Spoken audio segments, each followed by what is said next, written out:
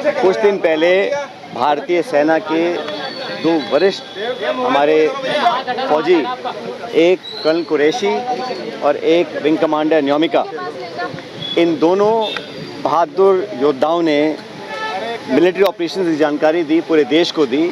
और मुझे भारतीय होने के नाते कर्नल कुरैशी और विंग कमांडर न्योमिका, इन दोनों ने जिस कुशलतापूर्वक तरीके से मिलिट्री एक्शंस की जानकारी पूरे देश को दी, उस पर हम सबको बहुत फ़ख्र है। और मैं समझता हूं कि जिस प्रकार मध्य प्रदेश के एक मंत्री ने अपशब्द का इस्तेमाल किया कर्नल कुरैशी के लिए विशेष रूप से, उस पर मुझे लगता है कि उनको सरकार में रहने का कोई अधिकार नहीं है। और भाजपा का जो शीर्ष नेतृत्व है, उनको माफ़ी मांगनी चाहिए कि हमारे वीर कर्नल कुरैशी, जिनकी तीसरी पीढ़ी फौज में काम कर रही है, उनके प्रति जो अनादर उन्होंने दिखाया है वो बिल्कुल अस्वीकार्य है और माफ़ी मांगनी चाहिए।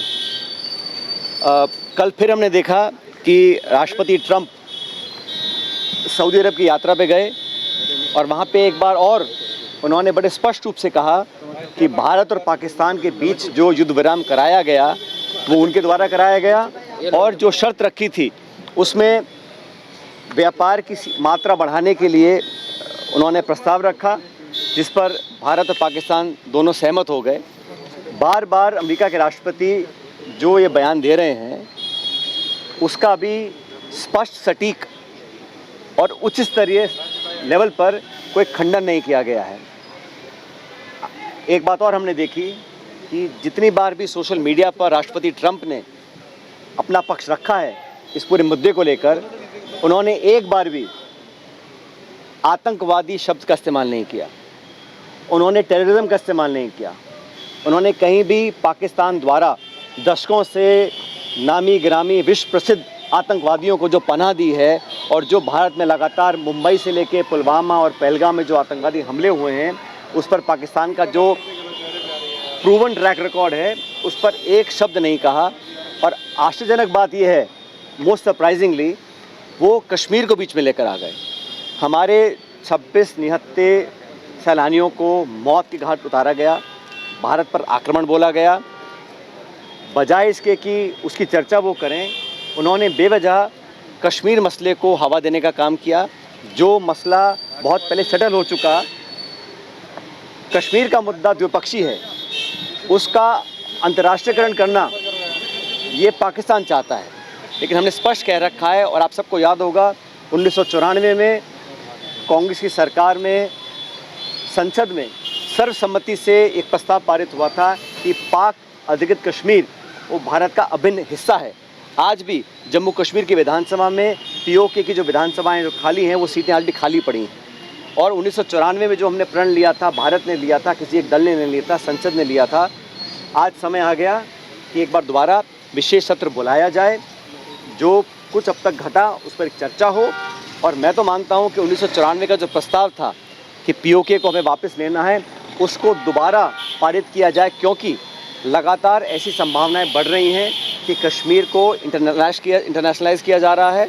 और ये अमेरिका बोल रहा है कि हिंदुस्तान पाकिस्तान की कहीं हम एक न्यूट्रल साइड मीटिंग करवाएंगे, तो ये मीडिएशन, थर्ड पार्टी इन्वॉल्वमेंट, ये भारत की दशकों पुरानी जो स्टेटेड पॉलिसी है उसके विपरीत जाता है।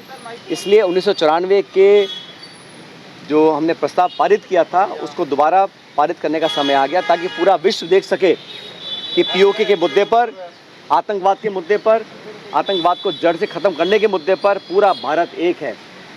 वर्तमान सरकार को अप्रत्याशित समर्थन कांग्रेस ने दिया, विपक्ष ने दिया, और 140 करोड़ लोग आतंकवाद को जड़ से ख़त्म करने के लिए संकल्पित हैं। इसमें कोई किसी को डाउट नहीं होना चाहिए। लेकिन दुर्भाग्यवश जो घटनाक्रम हुआ, उससे बहुत सवाल उठ रहे हैं। और जिन 4 आतंकवादियों को इंडियन एजेंसीज़ ने आइडेंटिफाई किया है, जो मैंने देखा मीडिया में, उनका क्या अभी स्टेटस है, उनमें से कितनों को हमने न्यूट्रलाइज़ किया है और कितनों को हम पकड़ पाए हैं, इस पर भी सरकार को बात रखनी चाहिए। आतंकवाद के खिलाफ भारत की सेनाओं के शौर्य के प्रति हम सबका एक मत है। और मैं समझता हूँ जो स्ट्राइक हम लोगों ने किया, बड़ी केयरफुली किया, उसमें कोई सिविलियन कैजुअलिटी का टारगेट नहीं था, कोई मिलिट्री इंफ्रास्ट्रक्चर का टारगेट नहीं था। जो पहला स्ट्राइक हुआ 9 जगहों पर, वो बहुत प्रिसाइज था और ये दिखाता है कि भारत की सेना दुनिया में सर्वोच्च सेना है। Indian army is the most professional army और हमारा जो एयर स्ट्राइक रहा, स्पेसिफिक टारगेट था, प्रिसिजन बॉम्बिंग थे, उसका मैं समझता हूँ सबने स्वागत किया है। लेकिन उसके बाद अचानक जो युद्ध विराम की घटना की घोषणा अमेरिका के राष्ट्रपति कर रहे हैं, वो अप्रत्याशित है, आज तक कभी नहीं हुआ।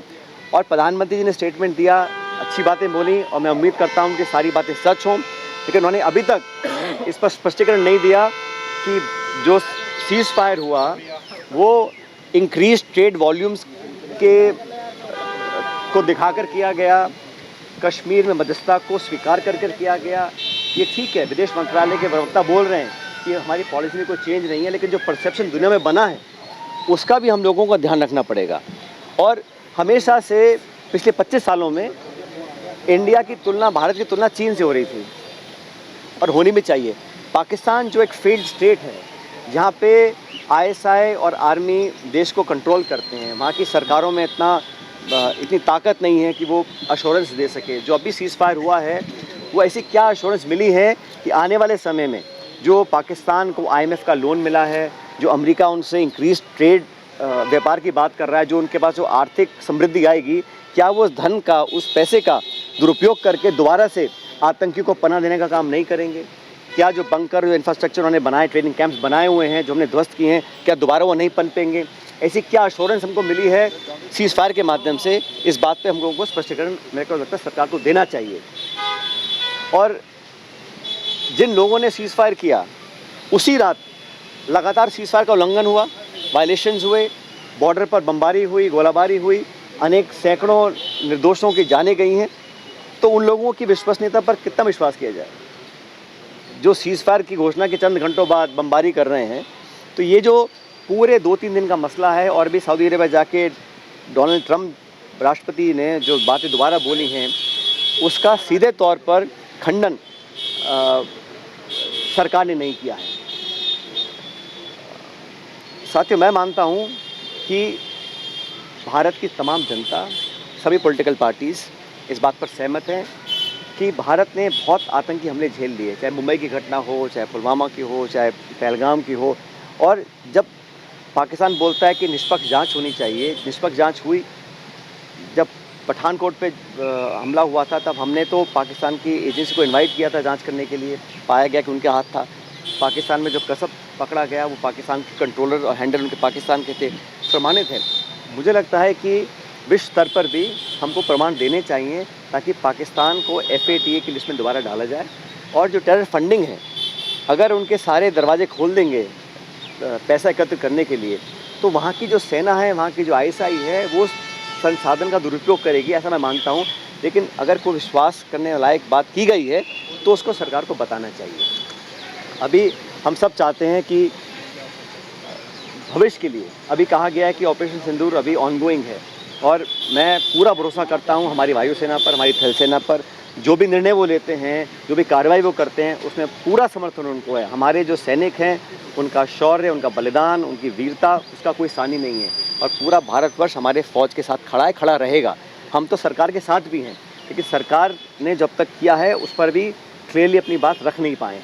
और जो ट्रंप साहब बार बार बोले जा रहे हैं और रुक नहीं रहे हैं, उन्होंने पहले कहा कि मैंने सीज़फायर करवा दिया, अब कल वो बोल रहे हैं कि मैंने इनको व्यापार का लालच देकर दोनों को समझा दिया, भारत पाकिस्तान को। तो भारत की तुलना जो पाकिस्तान से हो रही है वो कतई बिल्कुल ठीक नहीं है, क्योंकि कोई तुलना नहीं हो सकती।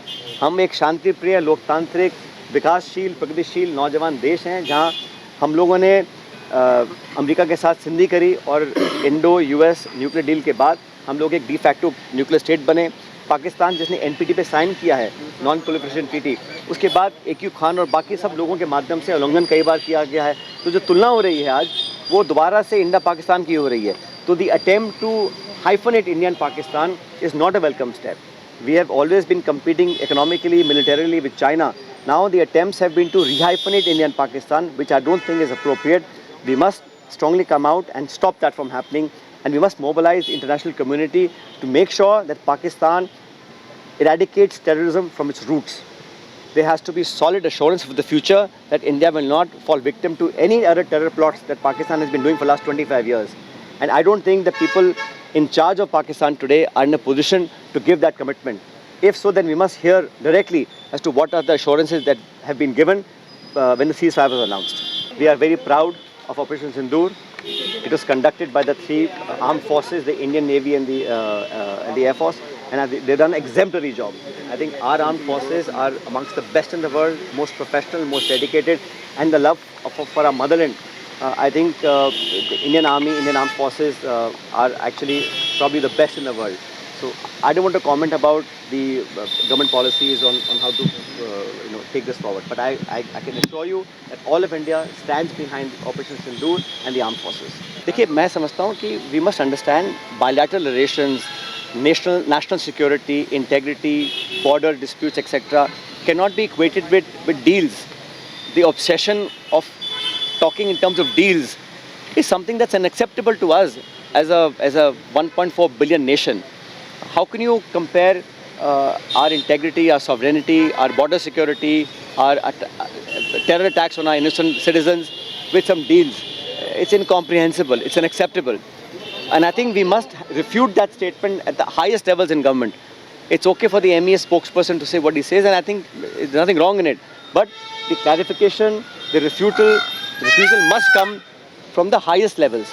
Because this is for the third time that President Trump is carrying on saying that he brokered a ceasefire, he announced it, and now he's saying the reasons why the ceasefire came about is because of some trade deals that he wanted to strike, which is, I think, completely unacceptable. No, I think the Air Force has already said, the government also says that the Operation Sindoor is still ongoing. So I have full faith in our men in uniform. The DGMO has also clarified that they will do whatever needs to be done. So I fully respect and I fully support the decisions, the wisdom and the actions of the Indian Armed Forces. आप इतिहास देख लीजिए, भारतवर्ष ने आज़ादी से लेकर आज तक कभी भी अग्रेशन की पॉलिसी नहीं अपनाई है. अपने नेबरहुड में हम लोग हमेशा महात्मा गांधी का देश है, अहिंसा में विश्वास करते हैं. We believe in non violence. We are peace loving, democratic, forward looking, liberal country. We have never gone out in an annexed land in any of our neighborhoods. So it has not been a policy. We want to live and let live. But if Pakistan is hell-bent upon creating problems on our land, then we have to respond appropriately, because it's unacceptable that continuous and sustained attacks on our innocents, and we have enough proof, the world knows it, and yet we are not able to eradicate it from the roots. So that's unacceptable. I think the Americans, first we heard the Vice President say that it is none of their business.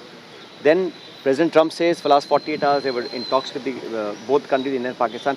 And I agree, there are always diplomatic channels, there are back channels that happen all the time in all situations around the world. But it never before has a head of state of a different country preempted the announcement of a ceasefire. And the reasons cited are reasons that I frankly don't accept. But the refusal must not come from me or from the spokesperson, it must come from the highest levels of the government.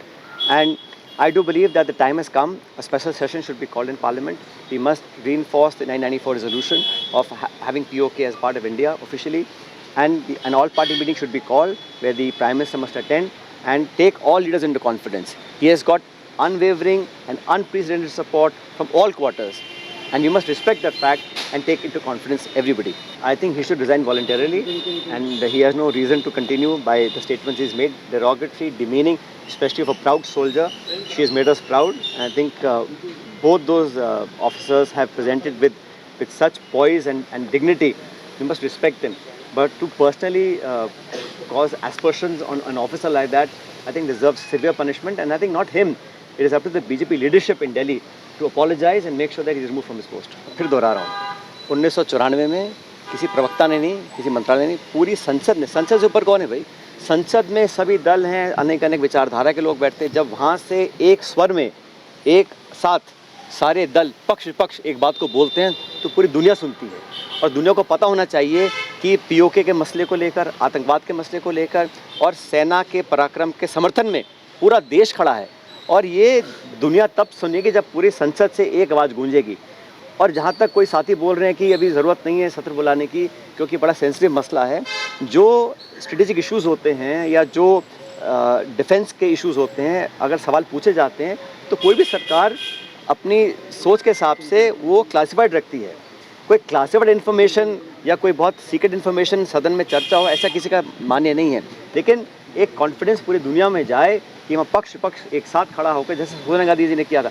आपको याद होगा 13 दिसंबर को जब parliament पर attack हुआ था, उस time सत्र चल रहा था। सोनिया गांधी जी ने सदन में खड़े होकर कहा था कि वाजपेयी जी, मैं आपकी सरकार के साथ हूँ, पूरा विपक्ष साथ है। उससे एक बहुत स्ट्रॉन्ग मैसेज पूरी दुनिया में गया था। मैं चाहता हूँ कि वही संदेश दोबारा जाए, संसद एक बुलंद की आवाज़ जाए कि हम सब साथ खड़े हुए हैं। और पीओके को लेकर जो ये कश्मीर को लेकर अमेरिका एक तरह से भ्रम फैलाने की कोशिश कर रहा है, तो उसका खंडन भी मैं समझता हूँ बजाय कोई प्रवक्ता दे या मंत्रालय दे, संसद को देना चाहिए, ताकि उसका कोई दो टूक जवाब हम लोग पार्लियामेंट के माध्यम से दे सकें।